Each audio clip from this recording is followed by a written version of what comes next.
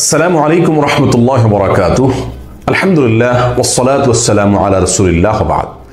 সুপ্রিয় দর্শক শ্রোতা ভাই বোনেরা, আমাদের জীবনের যে কোনো গুরুত্বপূর্ণ কাজে, যে কোনো গুরুত্বপূর্ণ সিদ্ধান্তে আমরা যদি চূড়ান্তভাবে সফলতা নিশ্চিত করতে চাই, তাহলে দুটি কাজ করতে হবে। তার একটি হলো সংশ্লিষ্ট কাজ শুরু করবার আগে, আরেকটি কাজ হলো পরে। যে কোনো কাজ শুরু করার আগে একজন মুমিন আল্লাহ সুবহানাহু ওয়া তাআলার প্রতি পরিপূর্ণ আস্থা, পরিপূর্ণ ভরসা এবং তাওয়াক্কুল যদি করেন, তাহলে তিনি সে কাজে চূড়ান্তভাবে সফল কাম হবেন। আল্লাহ সুবহানাহু ওয়া তাআলা কোরআনে কারীমে বলেছেন, ফাইজা আযামতা ফাতাওয়াক্কাল আলাল্লাহ।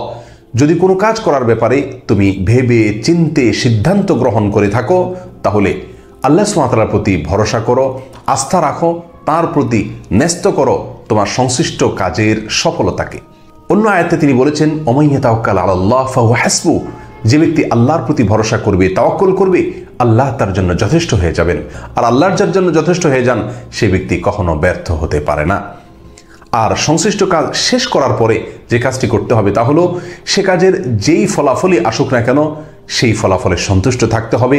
আল্লাহর ফয়সালায়, আল্লাহর সিদ্ধান্তে, আল্লাহর কাজার উপরে সম্পূর্ণরূপে যখন বান্দা রাজি থাকবে, সন্তুষ্ট থাকবে, আল্লাহ সুবহানাহু ওয়া তাআলা তাকে ওই কাজের উত্তম থেকে উত্তম পরিণাম দেখাবেন এবং সে দেখতে পাবে কিভাবে সে সৌভাগ্য অর্জন করছে।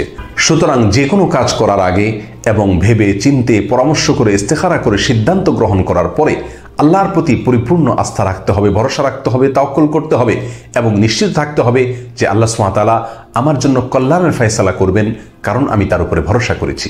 আর কাজটি সম্পাদিত হওয়ার পরে, শেষ হওয়ার পরে তার বাহ্যিক ফলাফল যাই হোক না কেন, সম্পূর্ণরূপে আল্লাহর প্রতি সন্তুষ্ট থাকতে হবে।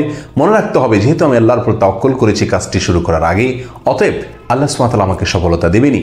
বাহ্যিকভাবে যদি আমার সে কাজের সফলতা আমি নাও দেখতে পাই, নিশ্চিতভাবে জেনে রাখতে হবে চূড়ান্ত সফলতা আমার জন্য অপেক্ষা করছে, এর ভেতরেই আমার জন্য মঙ্গল নিহিত আছে। আল্লাহ সুবহানাহু ওয়া তাআলা আমাদের সকলকে সকল কাজে, সকল সিদ্ধান্তে এভাবে সফল কাম হওয়ার তৌফিক দান করুন, সার্থক হওয়ার তৌফিক দান করুন।